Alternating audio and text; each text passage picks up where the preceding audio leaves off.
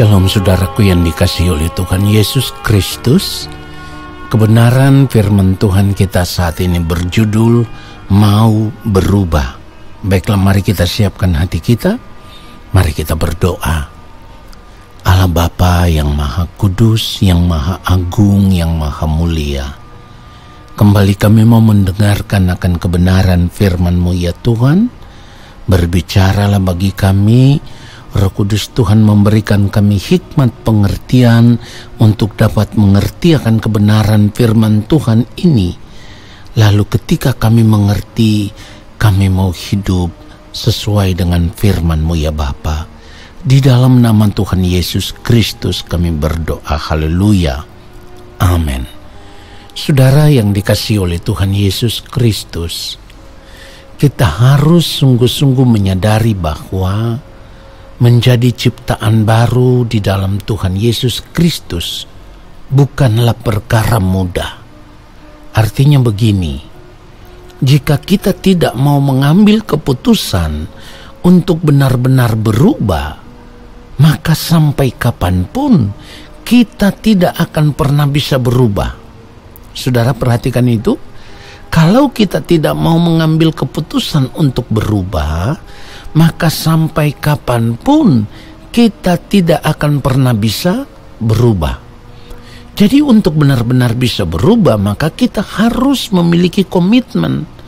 Kita harus memiliki tekad, kemauan yang kuat untuk berubah.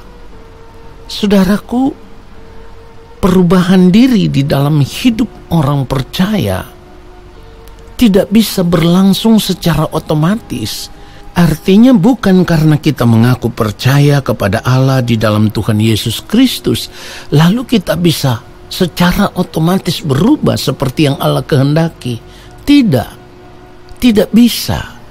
Perubahan itu harus terjadi di dalam kehidupan kita dari detik ke detik, menit ke menit, jam ke jam, ya, hari ke hari, minggu ke minggu, bulan ke bulan, tahun ke tahun, dan itu harus terus berlangsung secara terus menerus, secara berkesinambungan, ya, di mana cara hidup kita semakin hari harus terlihat semakin menjadi serupa dengan Tuhan Yesus.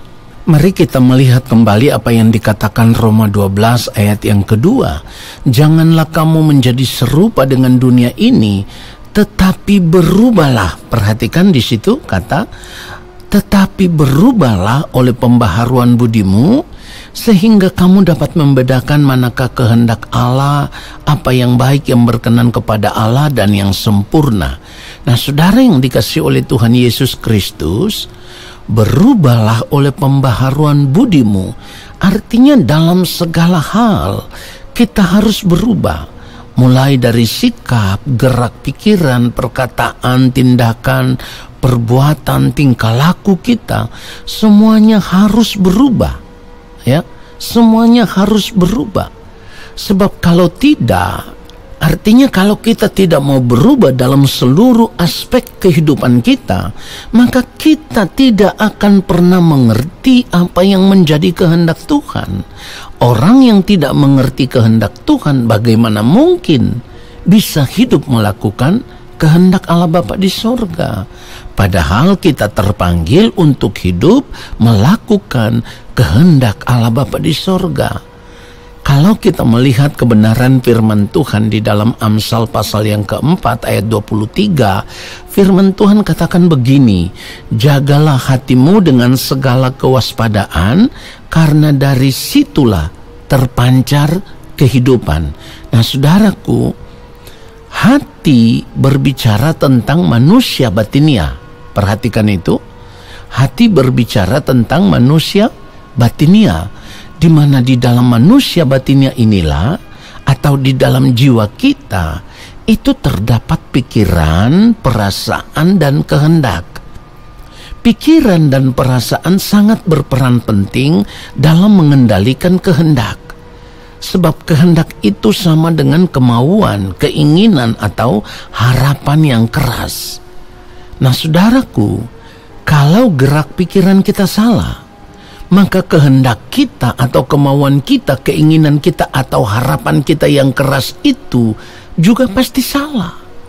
Begitupun dengan perasaan. Kalau perasaan kita salah, maka kehendak kita juga pasti salah. Salah yang dimaksudkan di sini adalah tidak sesuai dengan kehendak Tuhan. Itulah kenapa sebagai orang percaya, firman Tuhan mengajarkan kita untuk hidup mengenakan pikiran dan perasaan Kristus. Itu dikatakan di dalam Filipi pasal yang kedua ayatnya yang kelima. Hendaklah kamu dalam hidupmu bersama menaruh pikiran dan perasaan yang terdapat juga dalam Kristus Yesus. Saudara perhatikan itu. Di sini kita bisa melihat betapa smartnya firman Tuhan itu, ya. Atau bisa dikatakan betapa luar biasanya didikan Tuhan atas hidup kita.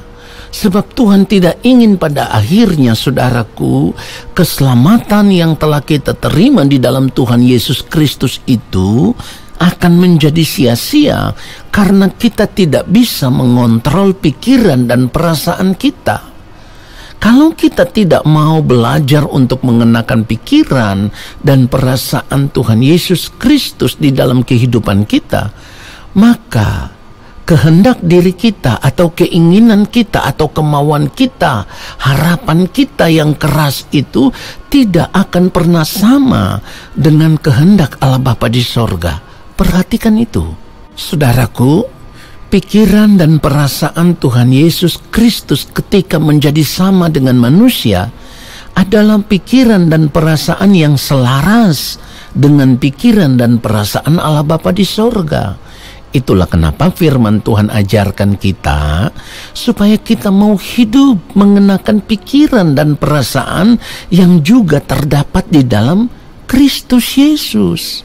Saudaraku, tentu supaya bisa mengenakan pikiran dan perasaan yang terdapat di dalam Kristus, maka kita harus memiliki komitmen, ya. Kita harus memiliki komitmen untuk berubah menjadi pribadi seperti yang Allah Bapa di sorga kehendaki, yaitu menjadi sama seperti Tuhan Yesus.